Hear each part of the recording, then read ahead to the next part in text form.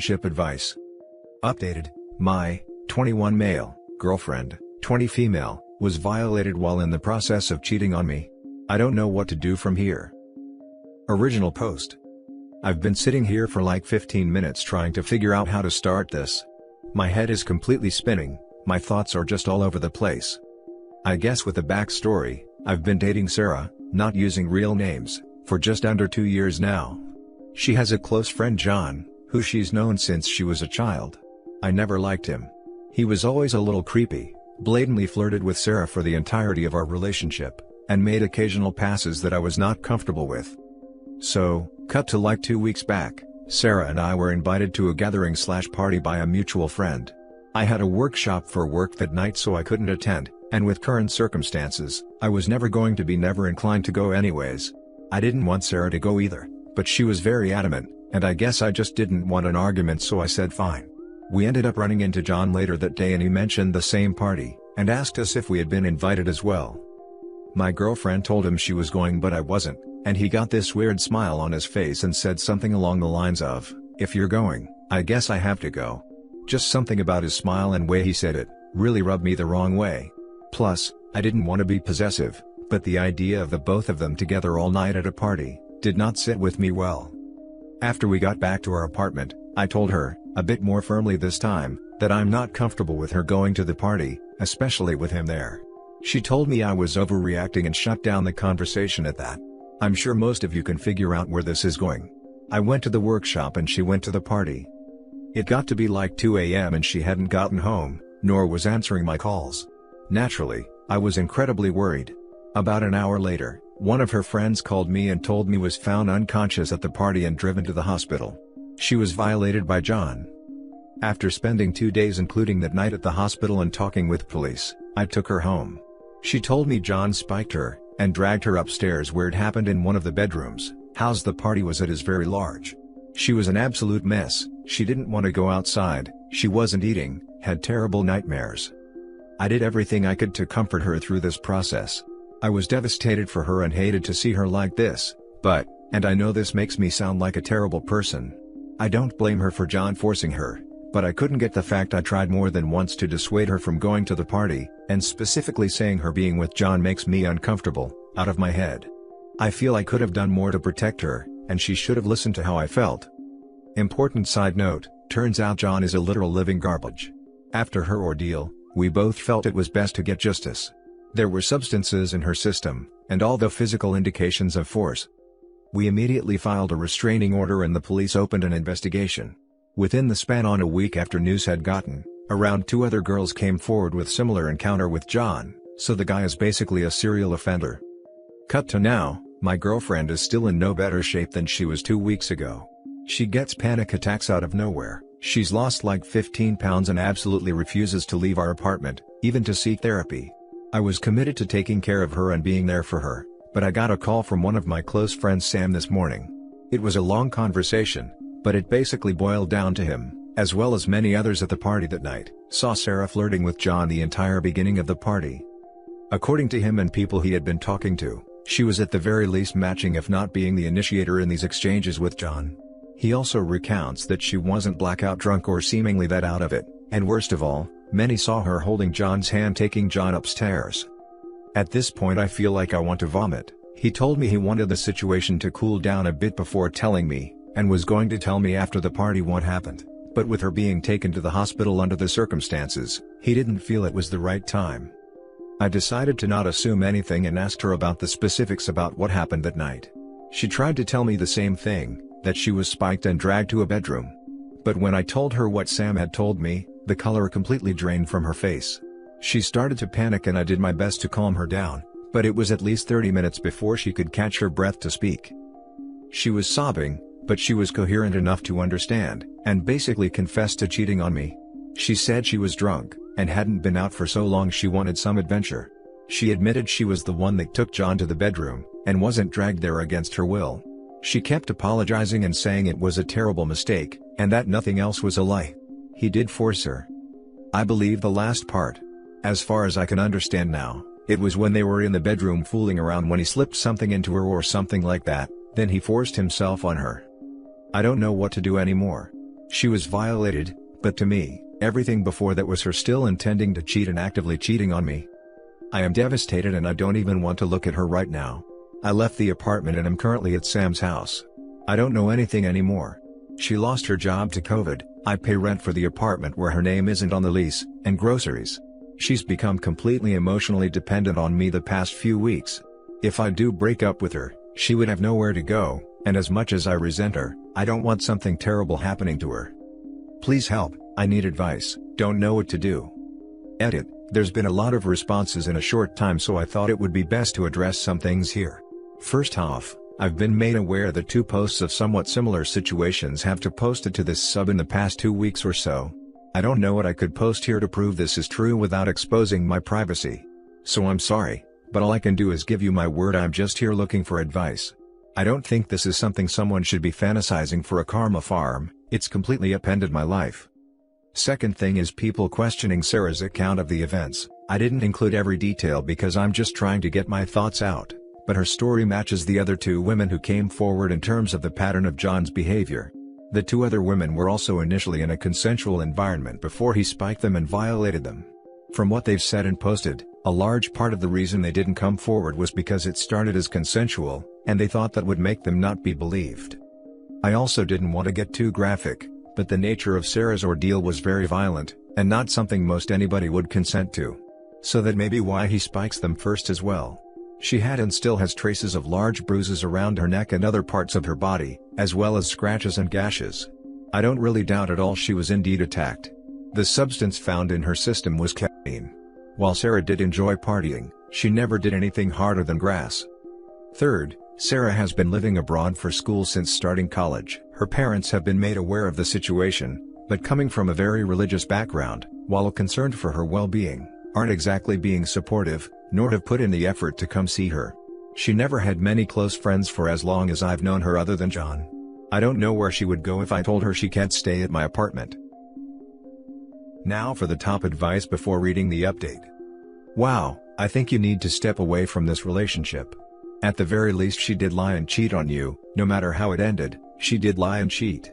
I'm terribly sorry for how it ended for her, and I'm sorry she got hurt. There is never an excuse to force action on anyone, so I can't even imagine what she is going through. That isn't an excuse to cheat and lie though. Agreed, OP should likely end this since she fully admits to intending to cheat. Although it is terrible what happened afterwards, it doesn't discount what she did before. However, and this is important, I believe that she will likely frame such a scenario as, my boyfriend broke up with me because I was attacked, and I don't think that this is a massive stretch, since she has already demonstrated that she can be deceitful through her unfaithfulness.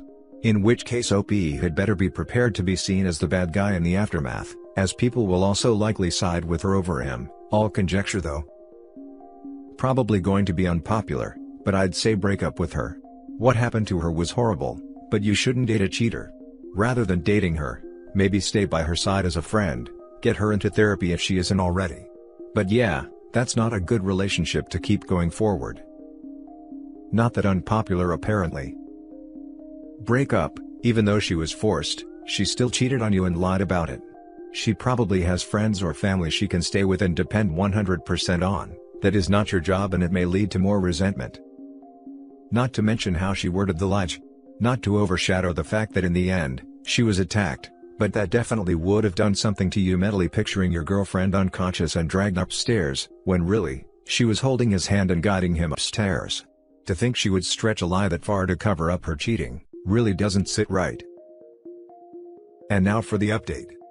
I needed some time to sort out the situation, but I did read most as many replies as I could, and I appreciate all the advice and messages, especially from those who had been put in similar situations as I. I guess I should start by clearing a few things up. First off, to everyone who thought my story had holes in it, it definitely did, and I'm sorry for that. At the time and even now, I was missing a lot of information and was filling in holes as best I could with what I had. I also didn't want the post to get too long, so I left out information that I guess would have painted a better picture of my situation. I'll try my best to include those missing details. If you're just interested in the update, skip down a few paragraphs. So details about John: he is part of Sarah and I's social circle and lives quite close to us. Some of the behavior from John towards Sarah that made me uncomfortable throughout the course of our relationship included constantly making comments about her body, putting his arm around her every chance he could, asking her to go with him on trip to Europe last summer, just the two of them. Poking her front when she's wearing tight clothing, saying things like "I'm lucky I met her when I did," or "she would have been with him by now," etc. It's not any one thing, but an accumulation of everything that made me uncomfortable with her spending a lot of time with him. She never encouraged his behavior, at least when I was around, but didn't actively discourage it either. Despite me openly talking to her about my boundaries, she just brushed it off as them knowing each other for so long and being comfortable with one another. A few smaller details I guess were relevant I should mention. 1.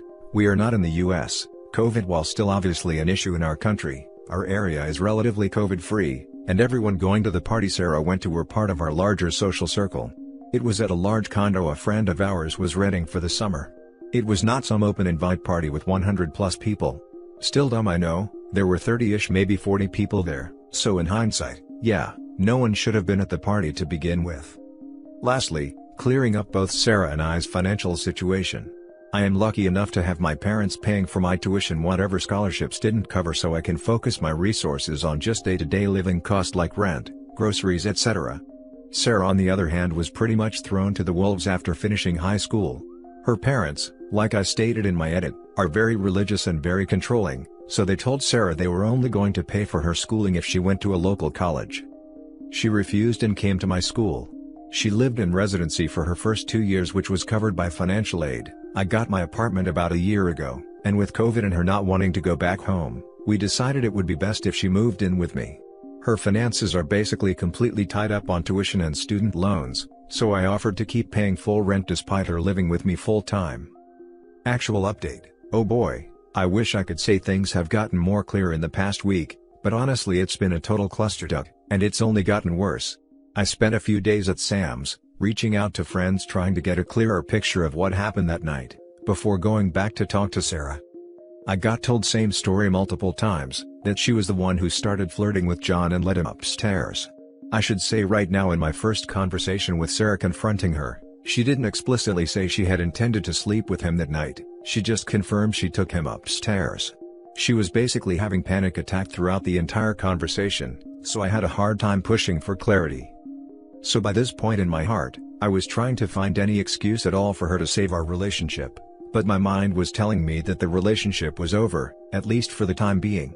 But as many of you commented, despite my obvious grief in losing a 2-year relationship, I decided I'd be willing to let her stay in my apartment again rent-free to at least the end of October, to sort out other living arrangements and support.